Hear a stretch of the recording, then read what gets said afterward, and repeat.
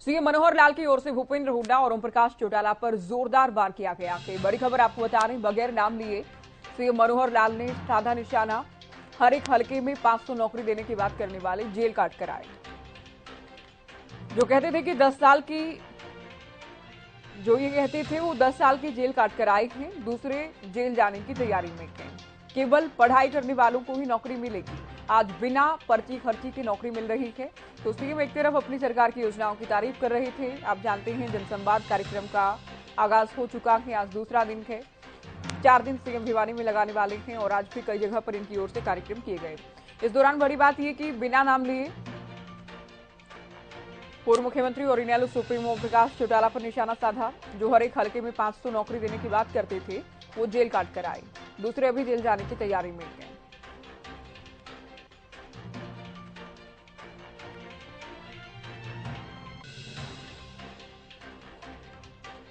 तो बड़ी खबर आपको भिवानी से बता रहे हैं। सीएम मनोहर लाल भिवानी के अलावा भवानी खेड़ा, तोशाम, लोहारू, चारों ही हलकों में एक एक दिन लगाने वाले हैं, यानी 4 दिन भिवानी में रहेंगे। तो उसके बाद सभी 22 जिले और सभी 90 हलकों में सीएम के कार्यक्रम होने हैं। तो बड़ी खबर आपको ये बता रहे हैं कि हर हलके में 500 नौकरी देने वाले जेल काट कर आए और दूसरे भी अभी जेल जाने की तैयारी में हैं। चलिए, हरियाणा बीजेपी प्रवक्ता प्रवीण अत्री जी हमारे साथ जुड़े हैं। स्वागत है आपका हरियाणा न्यूज पर। प्रवीण अत्री जी, आवाज मिल रही है आपको? हाँ, मुझे आवाज मिल रही है। क्या आपको मेरी आवाज मिल रही है? जी जी बिल्कुल। तो क्या भूपेंद्र हुड्डा और ओम प्रकाश चौटाला की बात कर रहे थे सीएम? देखिए, ऐसा है कि नौकरी के मामले में जेल में तो चौटाला साहब ही गए और इस वक्त कोर्ट के अंदर भूपेंद्र सिंह हुड्डा जी के खिलाफ भी 4 मामले चल रहे हैं। मानेसर लैंड डील वाला मामला है, एजीएल वाला मामला है। तो जो मामले कोर्ट में चल रहे हैं और जिस तरह की उनके बारे में जो जानकारी पब्लिक प्लेटफॉर्म पे है, स्वाभाविक है अगर आप किसान की जमीन को सीएलयू के नाम पे सेक्शन 4, 6, 9 लगा के बिल्डरों के हक में रिलीज करोगे। जो लैंड मानेसर के अंदर सरकार ने एक्वायर की थी, जो उद्योगों के अंदर गरीब कर्मचारी हैं उनके आवास के लिए, और आप वो जमीन दे देते हो बिल्डरों को वहां पे मल्टी स्टोरी बिल्डिंग बनाने के लिए। जो पंचकुला इंडस्ट्रियल प्लॉट का मामला, 14 प्लॉट जिस तरह से आपने अपने तहतों को दे दिए, वो 14 के 14 लोगों के नाम भी पब्लिक डोमेन में है जो पूरी तरह से हुड्डा साहब से जुड़े हुए। तो ऐसी अनियमितताएं जब किसी सरकार में होंगी तो स्वाभाविक है उस सरकार के मुखिया को कभी ना कभी तो जेल जाना पड़ सकता है। नहीं, विपक्षी और विरोधी अत्री जी बार बार ये आरोप लगाते हैं कि सरकार जो जांच एजेंसियां हैं या दूसरी जो संवैधानिक संस्थाएं हैं उनका दुरुपयोग करती है विपक्ष के नेताओं को डराने के लिए, दबाव डालने के लिए। देखिए, ऐसा है कि कांग्रेस के लोगों के दिमाग में एक एंटाइटलमेंट की भावना जो है, सेंस ऑफ एंटाइटलमेंट है।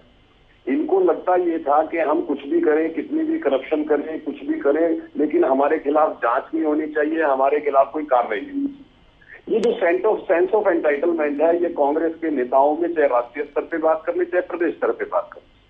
लेकिन जब जांच एजेंसी अपना काम करती है, जांच करती है, तो ये इस तरह का एक नैरेटिव बनाने का कोशिश करते हैं कि एजेंसियों का दुरुपयोग हो रहा है। सच्चाई ये है कि एजेंसियों ने उन ताकतवर लोगों के खिलाफ खुल के जांच करना शुरू किया है इस सरकार के टाइम, और इसी बात का इनको ऐतराज है। अगर कोई एजेंसी जांच करती है, उसको कोई सबूत मिलेंगे, स्वाभाविक है तभी वो माननीय कोर्ट के अंदर सबूत रखेगी और सबूतों के आधार पर माननीय कोर्ट फैसला करेगी। अगर आप पाक साफ है, आपने कोई गड़बड़ नहीं की है, कोई अनियमितता नहीं की है, तो आपको डरने की जरूरत नहीं है। भूपेंद्र सिंह हुड्डा, आपको याद होगा, सार्वजनिक मंचों से बार बार कहते थे कि करवा लीजिए जांच, करवा लीजिए जांच, लेकिन जैसी जांच होनी शुरू हुई तो वही भूपेंद्र सिंह हुड्डा ये कहने लगे कि साहब एजेंसियों का दुरुपयोग हो रहा है।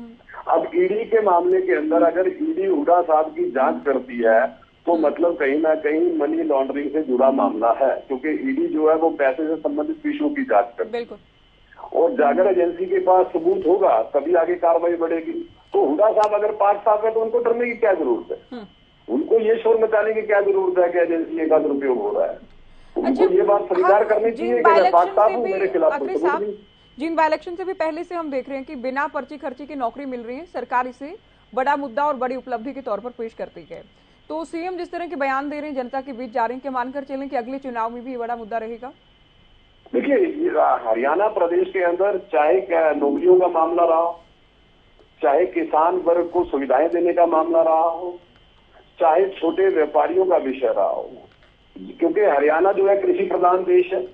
हरियाणा का युवा बहुत ज्यादा बड़ी तादाद के अंदर, क्योंकि जिस तरह के हरियाणा के ज्योग्राफिकल और डेमोग्राफी है, तो नौकरी एक बड़ा विषय तो रहता ही है। अगर जिस वर्तमान सरकार ने जिस तरह से बिना खर्ची योग्यता के अनुसार नौकरियां दी है, हरियाणा के युवा के लिए तो ये ख्वाब था, क्योंकि इससे पहले हरियाणा के युवा ने कभी सोचा ही नहीं था कि इस तरह से भी नौकरियां मिल सकती है। एक आम गरीब आदमी का बच्चा अपनी योग्यता पे नौकरी प्राप्त कर सकता है, ये हरियाणा के युवाओं के लिए एक सपने का समान। ठीक है। आपने भी देखा जिस तरह से हरियाणा के अंदर पहले युवा जो है नेताओं के पीछे, मंत्रियों के पीछे घूमते रहते थे, आम के जो है पीछे घूमता था, उनको लगता था कि शायद मेरे बच्चे को या मुझे कोई नौकरी मिल जाएगी। इस सरकार ने इस व्यवस्था को पूरी तरह से बदल दिया। युवाओं को एक बात समझ में आ गई कि मंत्री नेताओं के पीछे घूमने की जरूरत नहीं है, केवल पढ़ाई करने की जरूरत है। ठीक है, आप बने रहिए हमारे साथ। नौकरी मिलेगी। बजरंग दास गर्ग हमारे साथ हरियाणा कांग्रेस प्रवक्ता जुड़ेंगे। नमस्कार बजरंग दास जी। सीएम जनसंवाद कार्यक्रम के दौरान भिवानी में ये कहते नजर आए, बिना नाम लिए हालांकि, ओपी चौटाला और भूपेंद्र हुड्डा को लेकर कि एक तो जेल काट कर आए हैं 10 साल की और दूसरे जाने की तैयारी में हैं, क्या कहेंगे? देखिए, इनका जोर चले तो जितने विपक्षी नेता है सबको जेल में डाल दे। इनका काम यही है। ये क्या कर रहे हैं, लोगों पर भेदभाव रवैया अपनाते हुए किसी पे ईडी की कार्रवाई, किसी पे सीबीआई की कार्रवाई, किसी पे इनकम टैक्स की कार्रवाई, जो कोई बोल रहे उसको झूठा मुकदमा बनाना, यह इनका काम हो चुका है। ये विपक्ष की आवाज दबाना चाहते हैं, मगर विपक्ष की आवाज नहीं दबेगी। कांग्रेस की आवाज आज देश की जनता की आवाज है, हरियाणा की जनता की आवाज है। पर हरियाणा के अंदर मनोहर लाल जी ने देख लिया कि कोई पूछने वाला नहीं, हरियाणा में एक तरफा कांग्रेस की सरकार बनने जा रही है। इसलिए ये बुखलाहट के अंदर कुछ ना कुछ बोलते रहते हैं, घोटाले ये करते हैं, धान घोटाला, सरसों घोटाला, गेहूं घोटाला, यहाँ तक कि बाजरा घोटाला, डिस्ट्री घोटाला, शराब घोटाला, पेपर लीक घोटाला, खनन घोटाला ये करते हैं और जेलों में लोगों को डाल दें। इन्होंने कोई छोटा ममता बनर्जी के खिलाफ कार्रवाई, शरद पवार के खिलाफ कार्रवाई, शिवसेना के खिलाफ कार्रवाई, कांग्रेस के खिलाफ कार्रवाई, नीतीश के खिलाफ कार्रवाई, इन्होंने दोनों के खिलाफ, हरेक के खिलाफ कार्रवाई पर कार्रवाई कर रहे हैं। इन्होंने अच्छा काम क्या किया, एक तो लेकिन चौटाला साहब का भी जिक्र किया, वो तो आपकी सरकार के दौरान का केस था ना, हालांकि जांच पहले से चल रही थी, आप जांच पहले से जारी थी, वो आप लोगों पर आरोप लगाते हैं। देखिए, ये चौटाले के टाइम की ही खुद का जब मुख्यमंत्री थे, जबकि टाइम की सीबीआई कार्रवाई थी, हमारा इसमें कोई रोल नहीं। आपके सामने अगर हमारा रोल होता तो इनेलो पार्टी ये नहीं कहती। हमने कोई समझौते की बात आई, हम कांग्रेस के साथ हैं। नहीं, आरोप तो लगाए जाते हैं, इनेलो भी आरोप लगाती है, डिप्टी सीएम की ओर से भी आरोप लगाए गए। ना हमारा कोई रोल था। उनके समय के अंदर जब मुख्यमंत्री थे, उन्होंने ही सीबीआई को केस रेफर किया था, उस समय का केस है, इसमें कांग्रेस का कोई लेना देना नहीं। सबको पता है इस बात का। कहने को तो ये भारतीय जनता पार्टी किसी बहस गुम हो जाए तो भी कांग्रेस का नाम लेती थी, कांग्रेस ने गुम कर दी। ये काम कांग्रेस, इनका तो भारतीय जनता पार्टी का काम यही है। आपने देखा कल 800 जोड़ो कार्यक्रम रखा था हमने यमुनानगर के अंदर, कितना भारी भीड़, 20,000 आदमी वहां भीड़ के अंदर था, सारे 400 सड़कें जाम थी। आज जहां भी जा रहे हैं ना, लोग उमड़ के पड़ रहे हैं, लाखों लोग सड़कों के ऊपर कांग्रेस के साथ है। और मैं दावे के साथ कहता हूँ, हर एक वर्ग का नागरिक, किसान, कर्मचारी, मजदूर, व्यापारी, हर वर्ग का नागरिक इस सरकार से दुखी है और मुक्ति चाहता है। खेतों में जा रहे हैं, मुआवजा देंगे। 2020, 21, 22 का कपास का 3 साल मुआवजा गिरा नहीं है। मुख्यमंत्री जी विधानसभा में घोषणा करते हैं। रजवन डहीनवाल जी हमारे साथ इनेलो प्रवक्ता जुड़ गए हैं। डहीनवाल जी, सीएम का बयान आपने सुना होगा, ओपी चौटाला को लेकर कहा गया कि जो कहते थे हर हल्के की शायद वो बात कर रही थी कि 500 नौकरी दी जाएंगी, वो 10 साल की जेल काट कर आ चुके हैं। हालांकि हुड्डा साहब को लेकर कहा कि दूसरे जो हैं वो अब जेल जाने की तैयारी में हैं, क्या कहेंगे? देखिए, इसमें जिस प्रकार से चौधरी ओम प्रकाश चौटाला जी ने और चौधरी अभय सिंह चौटाला जी जो युवाओं को जो रोजगार देने की बात कह रहे हैं, वो बिल्कुल सत्य है। वो ये बार बार कह रहे हैं कि हम हर योग्य युवा को रोजगार देने का काम करेंगे। उसके लिए जो पहले उन्होंने जो 3206 जेबीटी टीचर्स के जो भर्ती के बारे में जो उन्होंने लोगों को, युवाओं को रोजगार देने का काम किया था, उस भर्ती में देखो ना आपने, उन्होंने किया क्या था। उस भर्ती में युवाओं को रोजगार दिया, जिनको रोजगार मिला वो तो उनका तो प्रमोशन हो गया और चौधरी ओम प्रकाश चौटाला जी को सजा कर दी गई। तो चौधरी ओम प्रकाश चौटाला जी ने यही कहा है कि इस बार भी अगर मुझे मौका मिलता है तो मैं हर योग्य युवाओं को हर घर से और उनको रोजगार देने का काम करूंगा, चाहे उसके लिए मुझे फांसी क्यों ना हो जाए। लेकिन इसको अगर भाजपा अगर उसको अदरवाइज लेके जाती है तो उनकी एक अलग सोच है। लेकिन चौधरी ओम प्रकाश चौटाला, चौधरी अभय सिंह चौटाला, उनकी हमेशा सोच ये रही है कि युवा जो भी योग्य है उसको रोजगार देने की। आज ये सरकार जो रोजगार देने में जहां विफल है, बयान भी आपके ध्यान में होगा कि मेरिट के आधार पर नौकरी नहीं देंगे, अपने कार्यकर्ताओं को प्राथमिकता दी जाएगी। देखिए एक चीज है, उन्होंने क्या है, योग्य की योग्यता का मतलब क्या है, योग्य हर घर से योग्य बच्चों को रोजगार देने का काम करेंगे। तो इसका मतलब यही है ना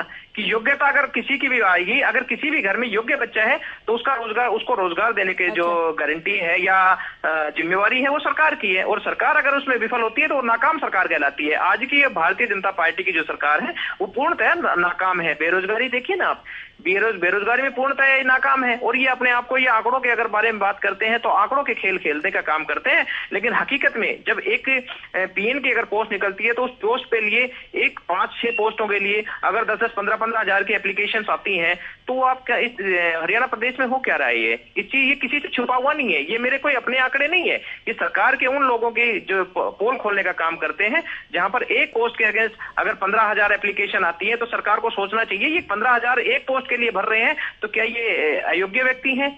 जो नेट पीएचडी हैं, अगर एमबीए पर किए हुए या बीटेक किए हुए अगर वो पीएन की पोस्ट के लिए अप्लाई करते हैं तो क्या ये सरकार की जिम्मेवारी नहीं बनती कि वो पढ़े लिखे युवाओं को रोजगार देने का काम करे। तो ये सरकार कहीं ना कहीं पूरी तरह से विफल है।